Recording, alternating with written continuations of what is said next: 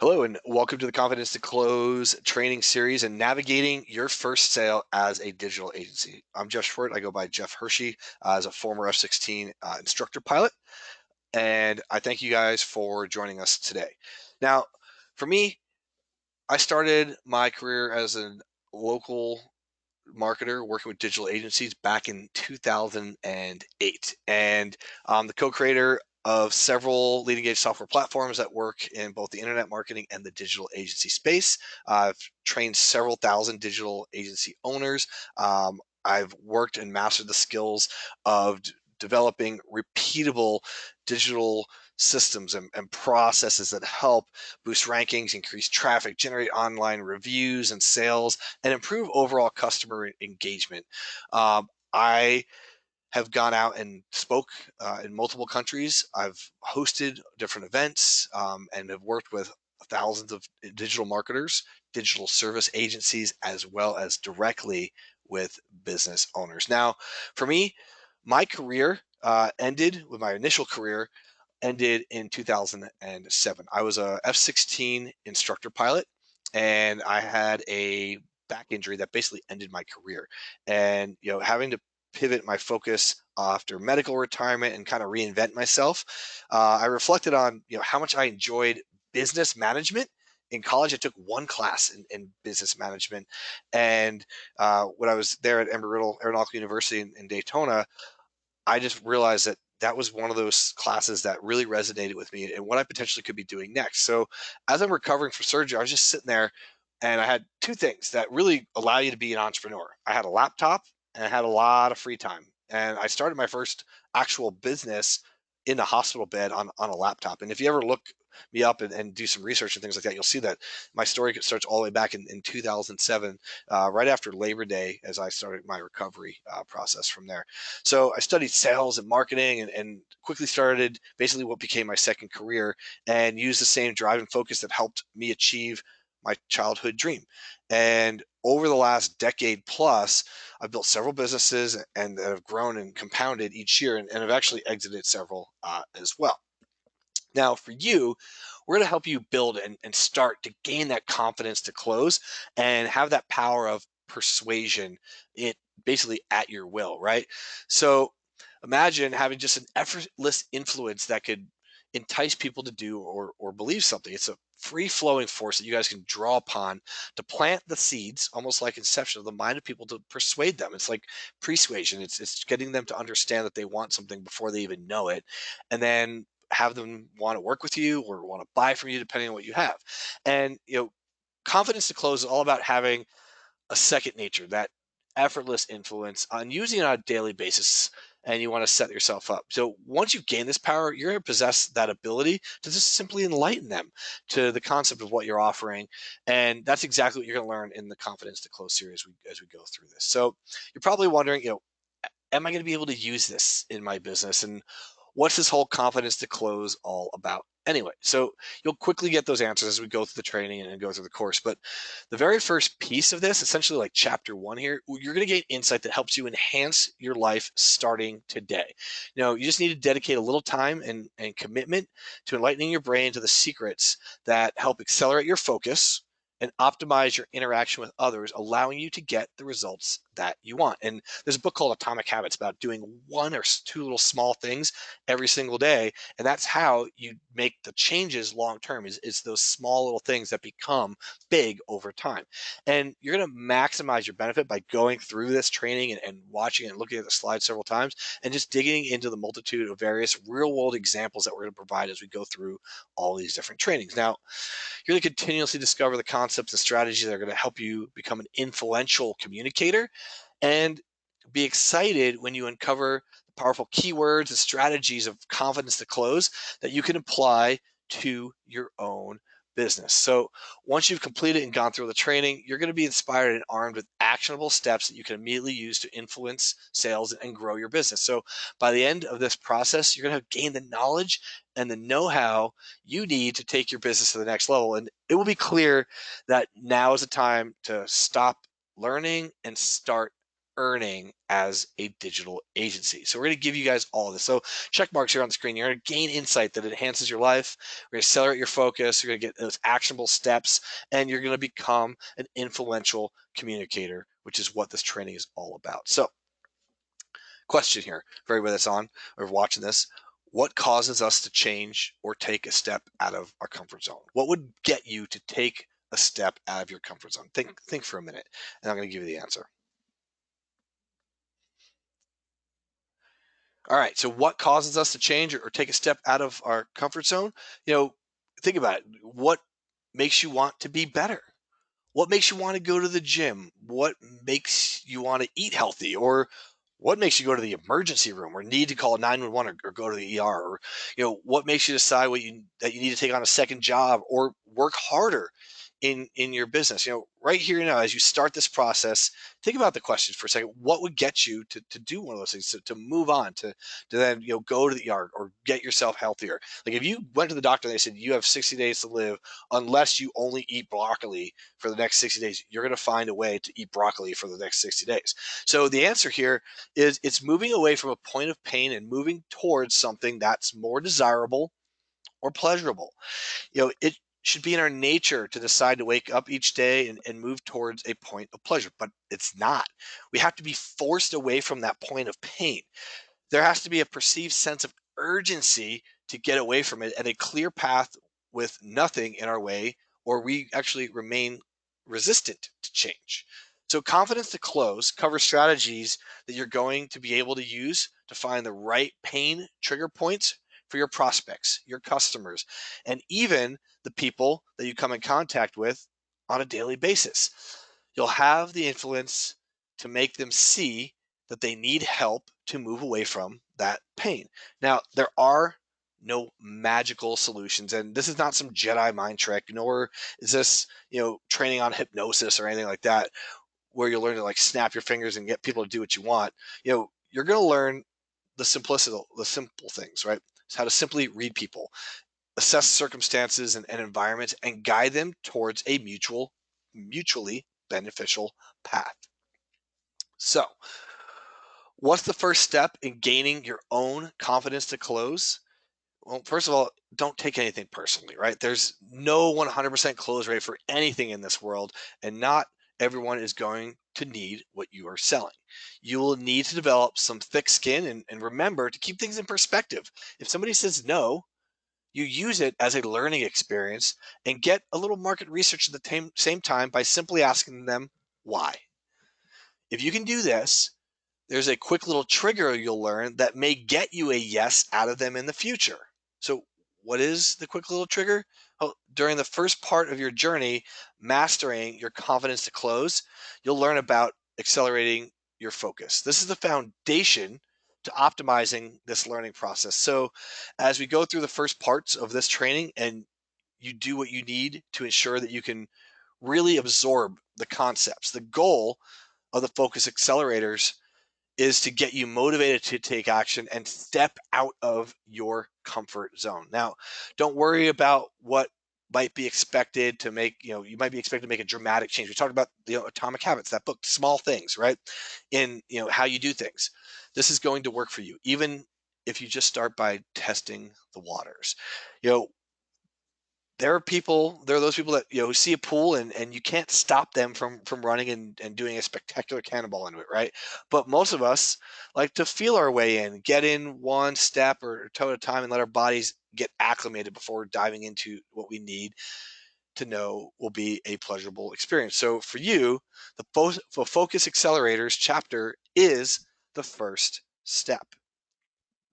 So we're going to walk you guys through that as we go through the focus accelerators and getting your confidence to close. The focus accelerator. Following several years of training the staff within my own companies, educating clients, and teaching consultants, I've seen that there's one consistent shortcoming amongst all of us. And it's that most people are really not that productive during their quote unquote work time. The simple truth influences everything around you. If you're not productive, you can't be in the right mindset, which means you are almost always in a scramble mode.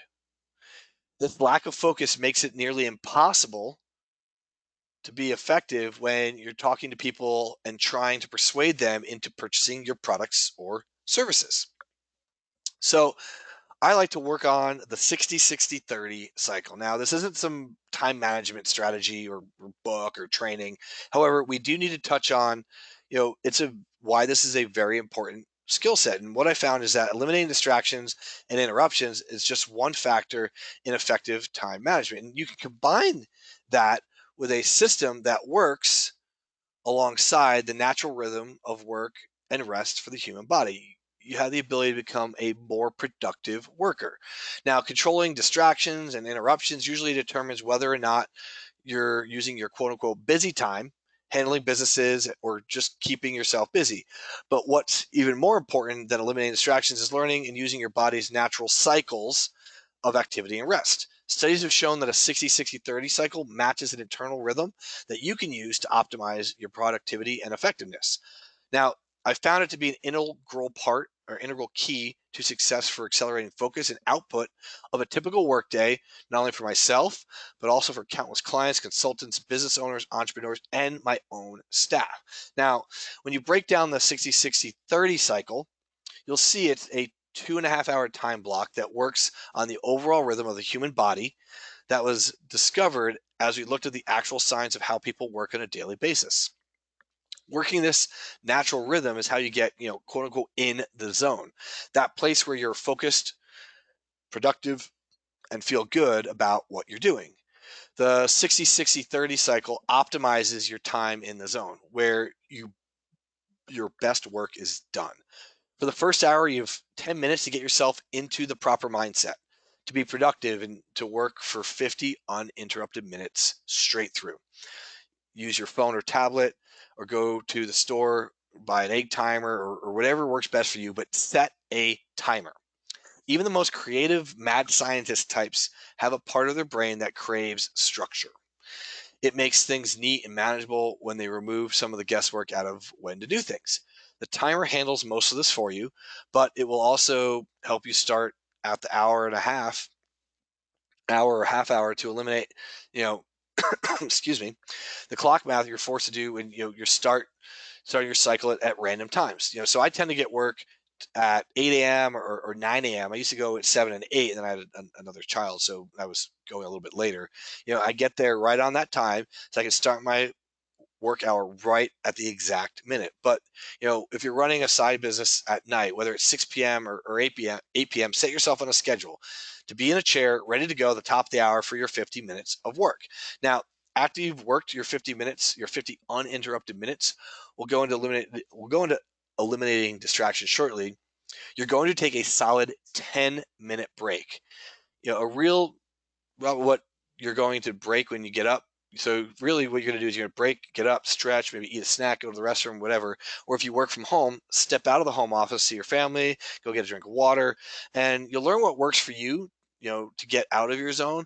But the point is to get your body moving around, to signal your brain and your body that the 10-minute break has started so that you're refreshed and ready to go to the next round. Now, you're ready for the next 50 minutes uninterrupted of working minutes for your 60-60-30, followed by 50 minutes uninterrupted, the 10-minute break where you get another chance to stretch, check your emails. Then what you do, then you go to the third part here of the cycle is a 30-minute break. This is a much needed refresher that is often dismissed as we try to pack in as much of our day as possible. Many times, the number one mistake that most of us make is not allotting ourselves a proper time to mentally recharge. Now, for me, that might be going to the golf course, maybe spending some time just, even just checking emails at a bar with my laptop, having a drink. And this can be a fatal flaw in creating a productive work schedule because if your brain isn't allowed to recharge, it becomes bogged down and you'll eventually suffer the effects of working through the sludge. You inevitably slow down and you lose motivation. You lose your ability to truly focus and the gears aren't running smoothly and you really aren't moving forward. It can be like one of those days where you feel tired, you just can't quite get things moving and going from there. And there are two reasons the 30-minute break is crucial. You need to recharge your brain and you need to recharge your body. You do that by getting up, getting away from your desk, and better yet, you get out of your office or house altogether, get some fresh air, walk the dog, or maybe you're done for the day. But this is also the right time to eat a light meal. You've heard it before, but I'll remind you to drink a lot of water and avoid anything, too sugary, right? You just want to keep things light. So some iced tea, maybe some caffeine if you need it, with some like light coffee, nothing too sugary, and then eating something around 400 calories or so, just enough to give you the fuel you need to keep going on that cycle. And you can then come back in and jump back into it and do another 60, 60, 30, or maybe you're done and you move out for the day and you go do something else. You meditate, you go do yoga, you go running, you go to the gym, whatever it is that works for you. And that puts us into, my time management loop and what you should always be doing. One of three things in your day-to-day business and what you're doing to keep focused. So for a focused and productive work schedule, you're going to structure your day in a time management loop of repeating the 60, 60, 30 cycle, where you are always doing one of three things if you are not on a break. Planning is number one, executing is number two, and evaluating is number three. And we actually did this in my military career. We planned, then we executed, and then we evaluated how we actually did and went back and dissected the previous two. Now, planning is focused on developing your system and scheduling out how to best use your time according to the projects and tasks that need to be completed today to reach your goals. Now, I suggest you do this the night before so that you can also, do it in the morning, but poor planning has detrimental consequences that kill productivity, and procrastination takes over as your brain struggles with what to do and when to do it. And suddenly you've put off tasks, you missed deadlines, and you filled up your time of feeling quote unquote busy by not actually completing the things that you need to accomplish and be successful. Executing is what occurs during those two 50-minute cycles of every time in the time management loop, right?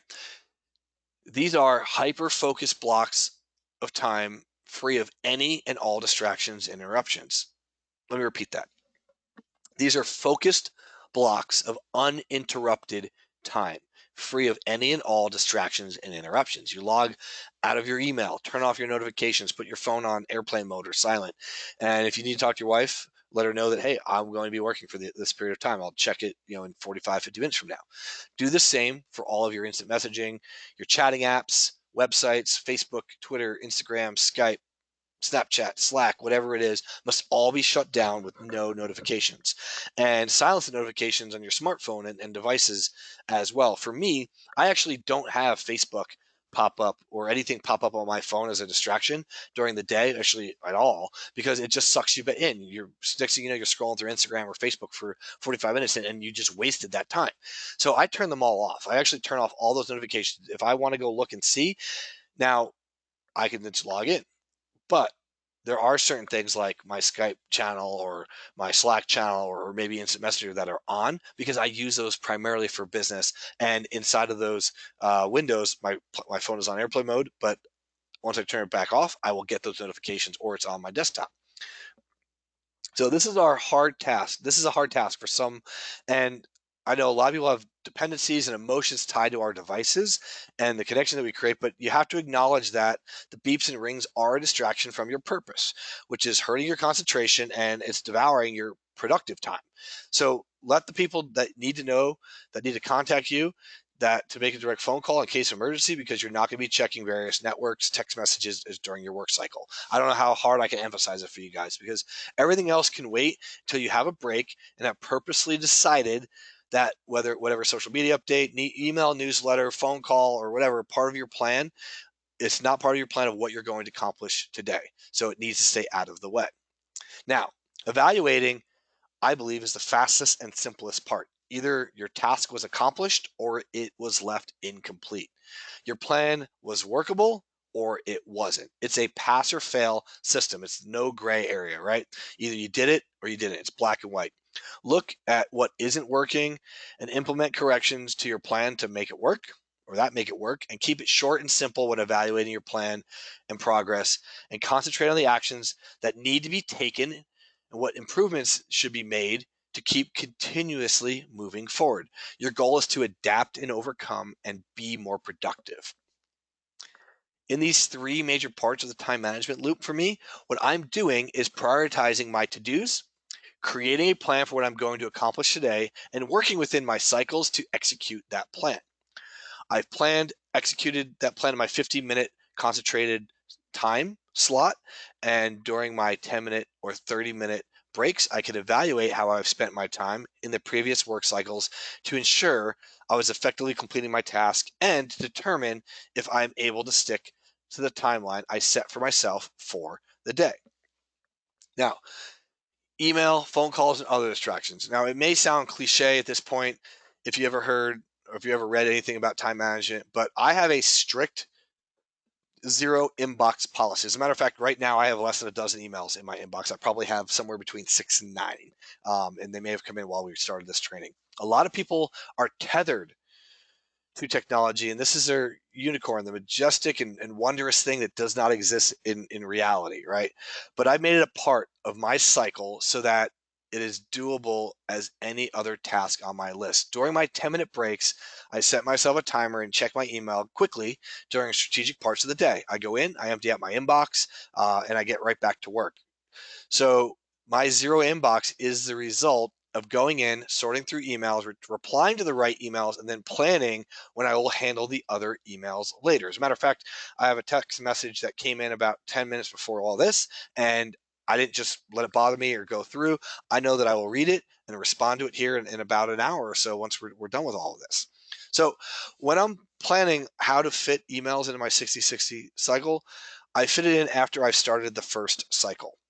Notice that I check out email during my meal periods or right after my meal before I jump back into my work cycles. Then at the end of the day, I go back in and I make sure everything is cleaned out. You can control when you stop reading an email, but what do you do when you've gotten stuck on the phone or, in a conversation with someone who just popped their head in your office for a quote unquote real quick question that's not at all quick? These prolonged and unscheduled activities are interrupting that 60-60-30 cycle. So you have to learn where to draw the line. Now, you can do this easily without seeming rude. So I work in an office with two other staff members. So when they hear me talking, they know I'm on the phone or recording or on a webinar. But if I'm not, my door's either open, cracked, or closed. If it's closed, they don't come in. If it's cracked, it means I'm trying to do something, but they can, open and see if I'm busy or ask me a question, unless it's open and then I'm on a break period and go from there.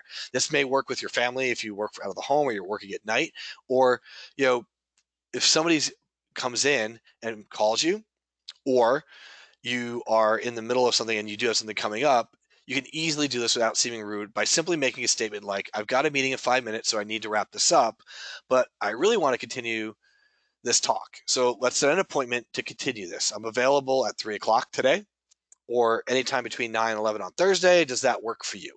Or I have to wrap up this rather quickly, but I really want to meet you in person. Can we do lunch on Wednesday at noon?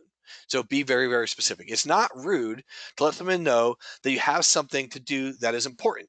They actually put you higher.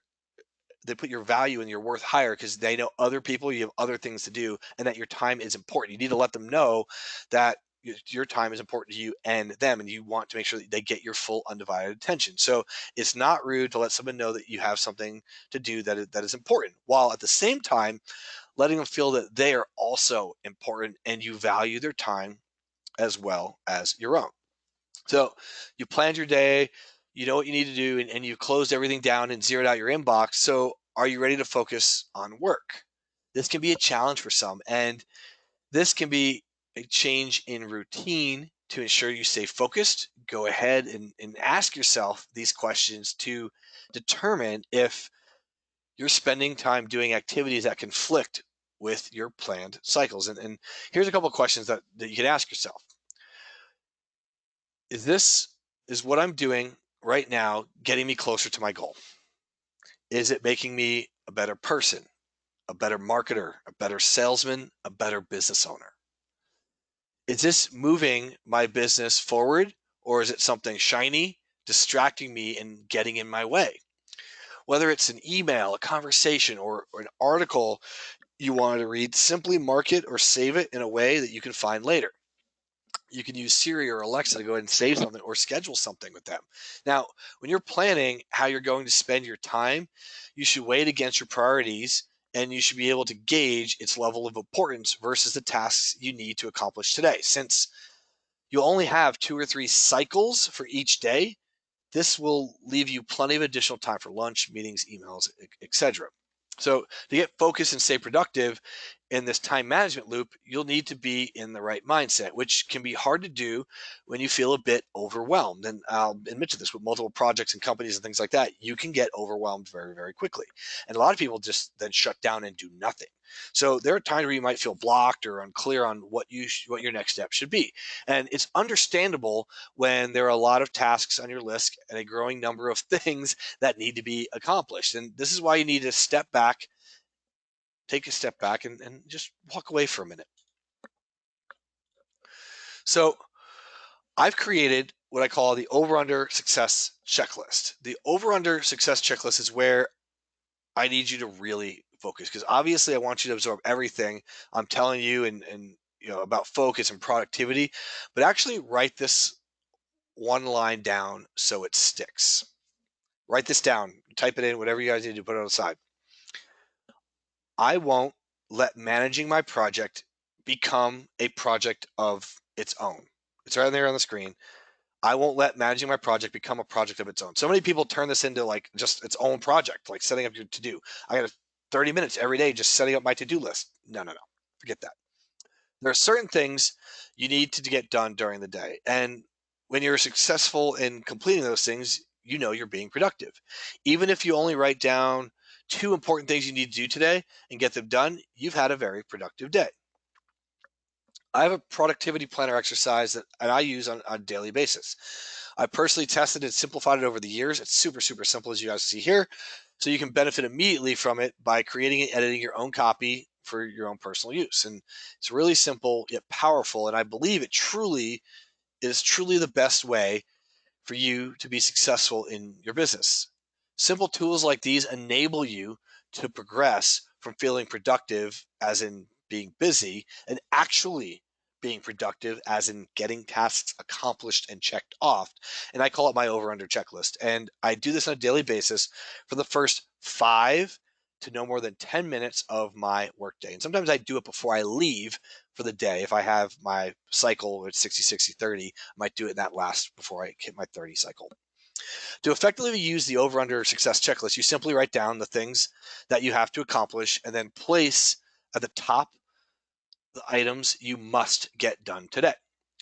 Pick the top 2 or 3 things of your to-do list, of which are grouped together with the tasks that go along with those priority items. Physically, not in your mind or with your finger, but with a pen, draw an over-under line across your paper. If you're not using one that's from here, if you don't print out something like this, that places everything that has to be completed today done above the line. This is the over. What's left under the line are the priorities you want to accomplish, but could be put off tomorrow or the next day. So, example, you've got a sales meeting or a call or something coming up later tomorrow and you need to get it done today. The slides need to be done. Something has to be done. And then you focus your work cycles so those most important things are completed and you can handle the must-do meetings and deadlines of each day. You're not going to just tackle everything on the checklist. Figure out what's the most important things and the priorities for you today. Even if your deadline is to leave by 3 p.m., make your daughter's soccer game, you've set yourself up to accomplish the most important items first, so that when you must leave at 3, you have you've worked your cycles, completed your most important tasks, and you've checked off your must do items off your list. It clearly defines that if you are done with work for the day, or if you need to come back to work another cycle later. But either way, by that 3 p.m. deadline, as the example, you have a sense of accomplishment that carries over into the next day, knowing that you've accomplished what you needed to get done to be successful and reach your goals. Using the over-under success list is how to avoid the trap of running around doing this and that and starting tasks that never get finished, or rushing through unplanned projects that are past deadline. So the Focus Accelerator, you can create a focused environment, work your cycles, and take your scheduled breaks every day, right? In some cases, Confident might not be the correct word quite yet, but at this point, you have an idea of what you should be doing to accelerate your focus and increase productivity in your business and professional life. I understand that schedules change, unplanned things happen, clients change their minds, families need attention, friends need favors, and emergencies pop up at the most inopportune times. When you're clear with others around you that you have times that you will not be readily available, your focus time can remain uninterrupted and productive. You can only work effectively for so many hours in a day, so you need to control what you can control. And that's having a clearly defined plan and executing that plan. So when you begin to work your 60-60-30 cycles, you will start to see a dramatic increase in your output. So quickly, in summary, following the 60-60-30 cycles of your body's natural rhythm will increase your focus and create a productive work environment and a schedule that ensures you get the most out of the time you have each day to accomplish your most important tasks. When tasks are focused, productive, and in the right mindset. So when you are focused, productive, and in the right mindset, you're arming yourself with the mental capacity needed to persuade others into purchasing your products and following your recommendations.